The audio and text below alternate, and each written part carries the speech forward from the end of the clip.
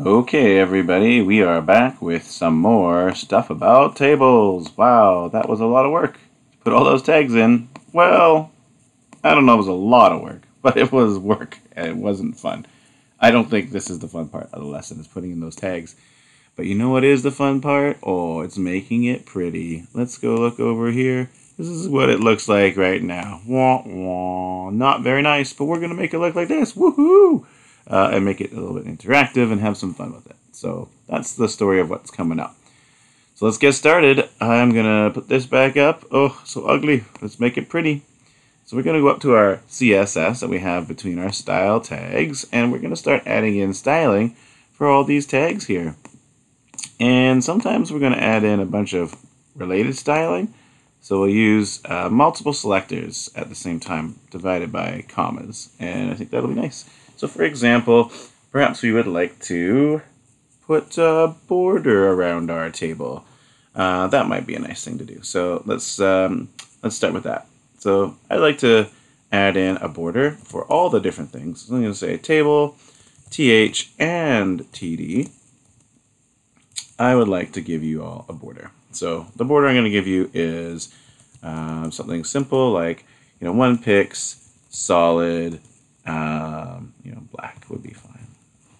And if I refresh that, you'll see that all the different elements here, everything will get their own border, and it will look, well, you'll see. Let's see. There it is. I don't know. It's not beautiful, but it's not bad. You can see it's got these kind of gaps between, like there's a bit of space in between each of the TDs. Sorry. So let's see how you can get rid of that. If you like that and you want that and that's something useful to you, then keep it. But if you don't like it, then let's toss it out. For the table itself, we can choose to add in a property called border collapse. So we can get rid of that kind of gap between. So I'm going to put in border collapse, and the value is, you guessed it, collapse. So we're going to get it to collapse. So I'll show you what that looks like. So before the collapse, it looked like this, but after the collapse, it looks like this. And now there's just, lines, as, things often look better that way. Again, it's up to you, but I think it's good to know that's a possibility. While we're at it, let's stretch our table out. Our table can be given a width. My div is 400 pixels long, so I'm going to go ahead and give it 400 pixels wide for the table as well. And that'll stretch it across the div. It also gives it a bit more breathing room inside of here, so the information is not so cluttered.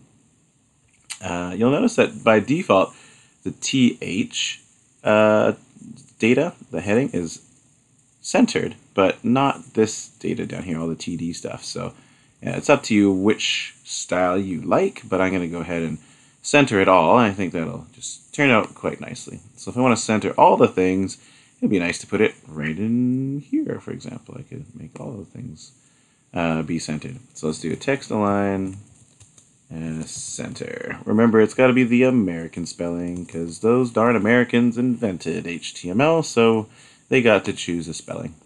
So there you go. I got the text align center here. I'm going to refresh it. Look at that. It's looking a little better. Kind of cramped, though, hey? It's hard to read because everything is just so crammed together. So I would like to give it some padding. So where should we put the padding? It kind of depends. What you think. You don't want to give it really to the table. Well, you could give it to the table itself, but that's not the look I'm really going to go for. I really just want to give it to the TH and the TD. So I'm going to make another thing for TH and TDs. You might have a few things that they're in common. Hard to say. But this will be that space. So we'll put in padding, and you can experiment with what looks good. I'm going to put in 10 pixels of padding, and that's, of course, the space on the inside of the box. So there'll be like 10 pixels just on the inside of the box here. Watch, I'll refresh. You'll see, look what happens. Bam, there's the padding. See how much there's like this now, this nice gap that's kind of around inside the data, making that text sort of be in the center and have some breathing room. Oh, look so good. I think it's looking pretty good anyways. There's a variety of things you can do, though, that we can experiment with and see how that's going. I'm going to zoom out. Let's see, what should we do next? Maybe we could experiment with the borders a bit. The borders are fine the way they are. I think that looks good, but it might look also nice to sort of make it a little more modern looking. So instead of just having a border around everything, maybe we could just do a border bottom. A border bottom. There we go, border bottom. And then, you can play with it. It doesn't have to be exactly like solid black. We could do like a gray or something. Hashtag a bunch of D's is like a light gray. All F's is a white. Is that? Yeah, that's 6 there. So, this is close, not too far away from white kind of gray. It's a nice subtle boundary. If we refresh that, check out what it looks like. Ooh, look at that. That's kind of nice, right? Just kind of underlining things and gives it this sort of nice modern look to this table. That's nothing special or necessary. It's just an option that you can apply if you think that looks good. And of course, you can apply, instead of border bottom, you could just do border right if you want and see what that looks like. And you'll see that we get some interesting effects there where it just highlights the columns now. And you could experiment with a combination of a variety of them and see what that looks like. If you wanted to put just a line across here, then you can style the THs to have a border bottom separately. So lots of possibilities. It's already looking pretty good. So what else do we got to do? What about this hover effect would be kind of fun to do. And then this alternating color. It makes a pretty sweet table. Also like styling the background color of things. So we can go put those things in.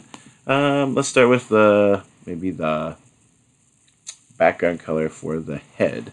So for TH, I just want the TH to be nice and dark at the top. So I'll make a separate thing just for THs. And I'm going to say that the background color is black. Might be fun to put in some Canucks colors in here. I don't know. You're calling that. Or whatever your topic is. You're doing Squirtle, for example. Throw in the Squirtle colors.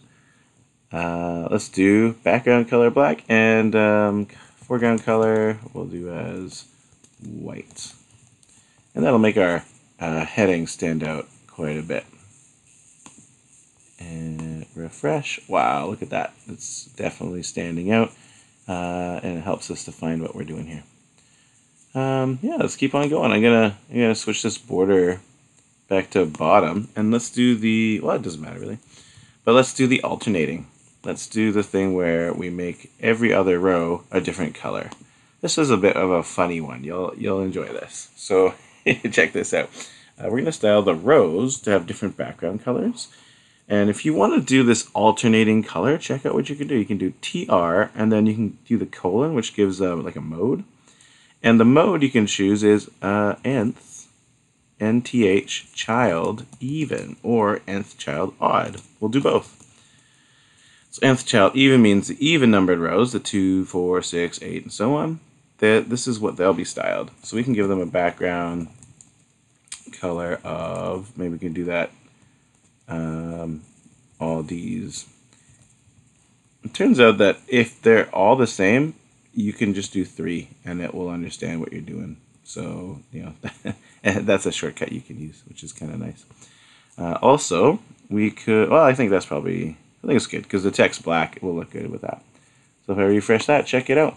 Just the even numbered rows. I guess this counts as 2 because this is 1 and then 2 and then 3, then 4, then 5, then 6, and so on.